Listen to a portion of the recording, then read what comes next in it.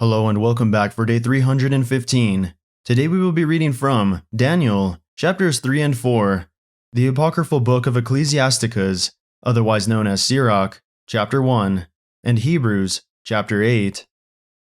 Daniel, chapter 3. Nebuchadnezzar the king made an image of gold, whose height was 60 cubits, and the breadth thereof 6 cubits. He set it up in the plain of Dura, in the province of Babylon. Then Nebuchadnezzar the king sent to gather together the princes, the governors, and the captains, the judges, the treasurers, the counselors, the sheriffs, and all the rulers of the provinces, to come to the dedication of the image which Nebuchadnezzar the king had set up. Then the princes, the governors, and captains, the judges, the treasurers, the counselors, the sheriffs, and all the rulers of the provinces were gathered together unto the dedication of the image that Nebuchadnezzar the king had set up. And they stood before the image that Nebuchadnezzar had set up. Then an herald cried aloud, To you it is commanded, O people, nations, and languages, that at what time ye hear the sound of the cornet, flute, harp, sackbut, psaltery, dulcimer, and all kinds of music, ye fall down and worship the golden image that Nebuchadnezzar the king hath set up. And whoso falleth not down and worshippeth, shall the same hour be cast into the midst of a burning fiery furnace. Therefore at that time, when all the people heard the sound of the cornet, flute, harp, sackbut, psaltery, and all kinds of music, all the people, the nations, and the languages fell down and worshipped the golden image that Nebuchadnezzar the king had set up. Wherefore at that time certain Chaldeans came near, and accused the Jews. They spake and said to the king Nebuchadnezzar, O king, live forever. Thou, O king, hast made a decree, that every man that shall hear the sound of the cornet, flute, harp, sackbut, psaltery, and dulcimer, and all kinds of music, shall fall down and worship the golden image. And whoso falleth not down and worshippeth, that he should be cast into the midst of a burning fiery furnace. There are certain Jews whom thou hast set over the affairs of the province of Babylon, Shadrach, Meshach, and Abednego. These men, O king, have not regarded thee. They serve not thy gods, nor worship the golden image which thou hast set up. Then Nebuchadnezzar in his rage and fury commanded to bring Shadrach, Meshach, and Abednego. Then they brought these men before the king. Nebuchadnezzar spake and said unto them, Is it true, O Shadrach, Meshach, and Abednego? Do not ye serve my gods, nor worship the golden image which I have set up? Now if ye be ready that at what time ye hear the sound of the cornet, flute, harp, sackbut, psaltery, and dulcimer, and all kinds of music, ye shall fall down and worship the image which I have made. Well, but if ye worship not, ye shall be cast the same hour into the midst of a burning fiery furnace. And who is that God that shall deliver you out of my hands? Shadrach, Meshach, and Abednego answered and said to the king, O Nebuchadnezzar, we are not careful to answer thee in this matter. If it be so, our God whom we serve is able to deliver us from the burning fiery furnace, and he will deliver us out of thine hand, O king. But if not, be it known unto thee, O king, that we will not serve thy gods, nor worship the golden image which thou hast set up. Then was Nebuchadnezzar full of fury, and the form of his visage was changed against Shadrach, Meshach, and Abednego. Therefore he spake, and commanded that they should heat the furnace 17 times more than it was wont to be heated. And he commanded the most mighty men that were in his army to bind Shadrach, Meshach, and Abednego, and to cast them into the burning fiery furnace. Then these men were bound in their coats, their hosen, and their hats, and their other garments, and were cast into the midst of the burning, fiery furnace. Therefore, because the king's commandment was urgent, and the furnace exceeding hot, the flame of the fire slew those men that took up Shadrach, Meshach, and Abednego. And these 3 men, Shadrach, Meshach, and Abednego, fell down bound into the midst of the burning fiery furnace. Then Nebuchadnezzar the king was astonished, and rose up in haste, and spake, and said unto his counselors, Did not we cast 3 men bound into the midst of the fire? They answered and said unto the king, True, O king. He answered and said, Lo, I see 4 men loose, walking in the midst of the fire, and they have no hurt, and the form of the 4th is like the Son of God. Then Nebuchadnezzar came near to the mouth of the burning fiery furnace, and spake, and said, Shadrach, Meshach, and Abednego, ye servants of the Most High God, come forth and come hither. Then Shadrach, Meshach, and Abednego came forth out of the midst of the fire, and the princes, governors, and captains, and the king's counselors, being gathered together, saw these men, upon whose bodies the fire had no power, nor was an hair of their head singed, neither were their coats changed, nor the smell of fire had passed on them. Then Nebuchadnezzar spake, and said, Blessed be the God of Shadrach, Meshach, and Abednego, who hath sent his angel, and delivered his servants that trusted in him, and have changed the king's word, and yielded their bodies, that they might not serve nor worship any god, except their own God. Therefore I make a decree, that every people, nation, and language, which speak anything amiss against the God of Shadrach, Meshach, and Abednego, shall be cut in pieces, and their houses shall be made a dunghill, because there is no other God that can deliver after this sort. Then the king promoted Shadrach, Meshach, and Abednego in the province of Babylon. Daniel chapter 4. Nebuchadnezzar the king unto all people, nations, and languages that dwell in all the earth, peace be multiplied unto you. I thought it good to shew the signs and wonders that the high God hath wrought toward me. How great are his signs, and how mighty are his wonders! His kingdom is an everlasting kingdom, and his dominion is from generation to generation. I, Nebuchadnezzar, was at rest in mine house, and flourishing in my palace. I saw a dream which made me afraid, and the thoughts upon my bed, and the visions of my head, troubled me. Therefore made I a decree to bring in all the wise men of Babylon before me, that they might make known unto me the interpretation of the dream. Then came in the magicians, the astrologers, the Chaldeans, and the soothsayers, and I told the dream before them, but they did not make known unto me the interpretation thereof. But at the last Daniel came in before me, whose name was Belteshazzar, according to the name of my God, and in whom is the spirit of the holy gods. And before him I told the dream, saying, O Belteshazzar, master of the magicians, because I know that the spirit of the holy gods is in thee, and no secret troubleth thee, tell me the visions of my dream that I have seen, and the interpretation thereof. Thus were the visions of mine head in my bed. I saw, and behold, a tree in the midst of the earth, and the height thereof was great. The tree grew and was strong, and the height thereof reached unto heaven, and the sight thereof to the end of all the earth.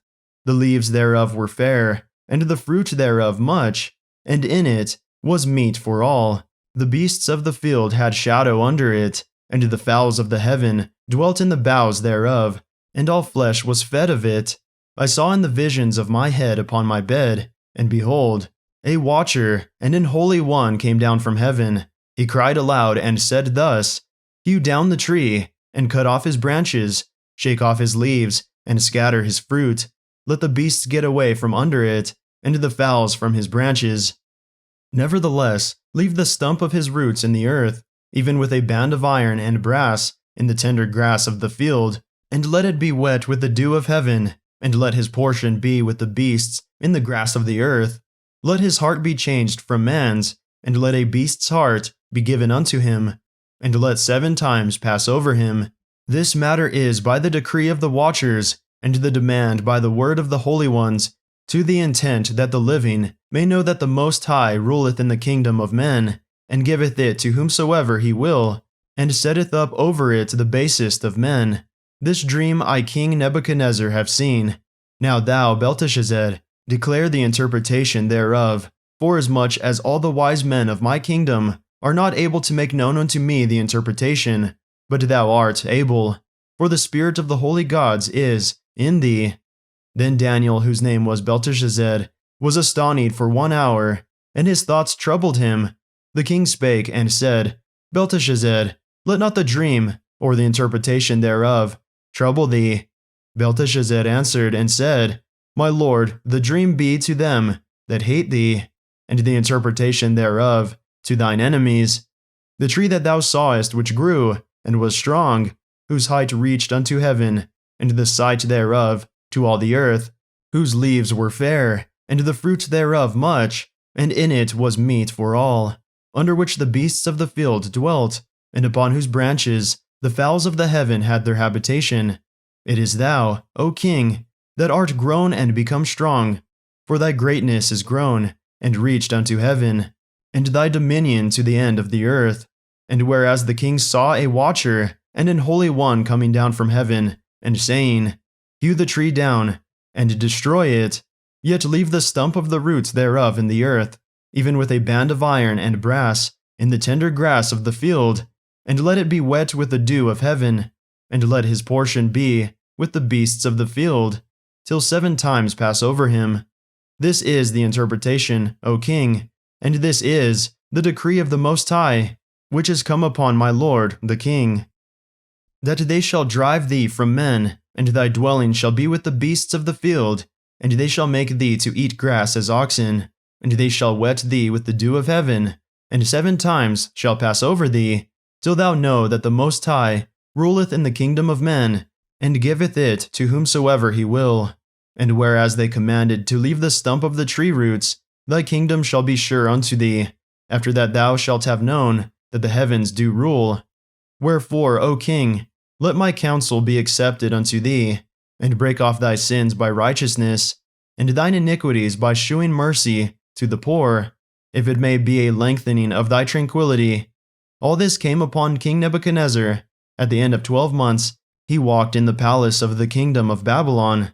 The king spake and said, Is not this great Babylon, that I have built for the house of the kingdom, by the might of my power, and for the honor of my majesty?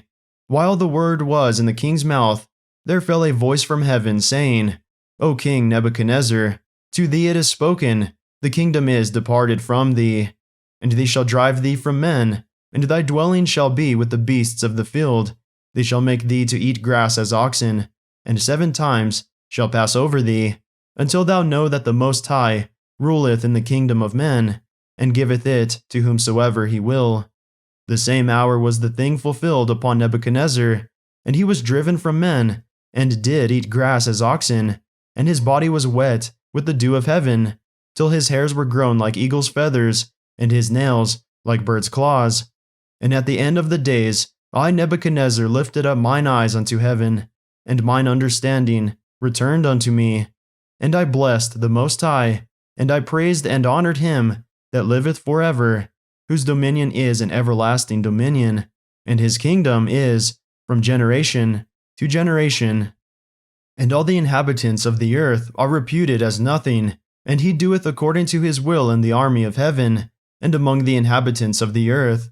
And none can stay his hand, or say unto him, What doest thou?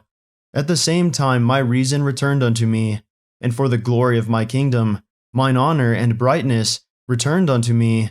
And my counselors and my lords sought unto me, and I was established in my kingdom, and excellent majesty was added unto me. Now I, Nebuchadnezzar, praise and extol and honor the King of heaven, all whose works are truth, and his ways judgment, and those that walk in pride he is able to abase. The Apocryphal Book of Ecclesiasticus, Chapter 1. The Prologue of the Wisdom of Jesus, the son of Sirach. Whereas many and great things have been delivered unto us by the law and the prophets, and by others that have followed their steps, for the which things Israel ought to be commended for learning and wisdom, and whereof not only the readers must needs become skillful themselves, but also they that desire to learn be able to profit them which are without, both by speaking and writing. My grandfather Jesus, when he had much given himself to the reading of the law, and the prophets, and other books of our fathers, and had gotten therein good judgment, was drawn on also himself to write something pertaining to learning and wisdom, to the intent that those which are desirous to learn, and are addicted to these things, might profit much more in living according to the law. Wherefore let me entreat you to read it with favor and attention, and to pardon us, wherein we may seem to come short of some words, which we have labored to interpret. For the same things uttered in Hebrew, and translated into another tongue, have not the same force in them, and not only these things, but the law itself, and the prophets, and the rest of the books, have no small difference, when they are spoken in their own language. For in the 38th year, coming into Egypt, when Euergetes was king, and continuing there some time, I found a book of no small learning. Therefore I thought it most necessary for me to bestow some diligence, and travail to interpret it, using great watchfulness and skill in that space, to bring the book to an end, and set it forth for them also, which in a strange country are willing to learn, being prepared before in manners to live after the law. All wisdom cometh from the Lord, and is with him forever. Who can number the sand of the sea, and the drops of rain, and the days of eternity? Who can find out the height of heaven, and the breadth of the earth, and the deep, and wisdom? Wisdom hath been created before all things, and the understanding of prudence from everlasting. The word of God Most High is the fountain of wisdom, and her ways are everlasting commandments. To whom hath the root of wisdom been revealed, or who hath known her wise counsels? Unto whom hath the knowledge of wisdom been made manifest, and who hath understood her great experience? There is one wise and greatly to be feared, the Lord sitting upon his throne. He created her, and saw her, and numbered her, and poured her out upon all his works. She is with all flesh according to his gift, and he hath given her to them that love him. The fear of the Lord is honor, and glory, and gladness, and a crown of rejoicing. The fear of the Lord maketh a merry heart, and giveth joy, and gladness, and a long life. Whoso feareth the Lord, it shall go well with him at the last, and he shall find favor in the day of his death. To fear the Lord is the beginning of wisdom, and it was created with the faithful in the womb. She hath built an everlasting foundation with men, and she shall continue with her seed.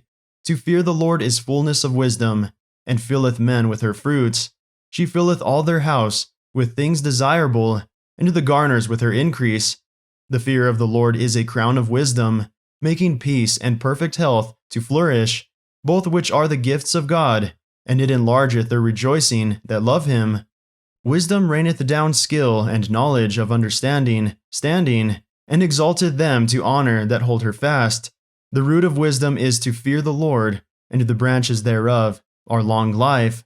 The fear of the Lord driveth away sins, and where it is present, it turneth away wrath. A furious man cannot be justified, for the sway of his fury shall be his destruction. A patient man will tear for a time, and afterward joy shall spring up unto him. He will hide his words for a time, and the lips of many shall declare his wisdom. The parables of knowledge are in the treasures of wisdom, but godliness is an abomination to a sinner. If thou desire wisdom, keep the commandments, and the Lord shall give her unto thee. For the fear of the Lord is wisdom and instruction, and faith and meekness are his delight. Distrust not the fear of the Lord when thou art poor, and come not unto him with a double heart. Be not an hypocrite in the sight of men, and take good heed what thou speakest.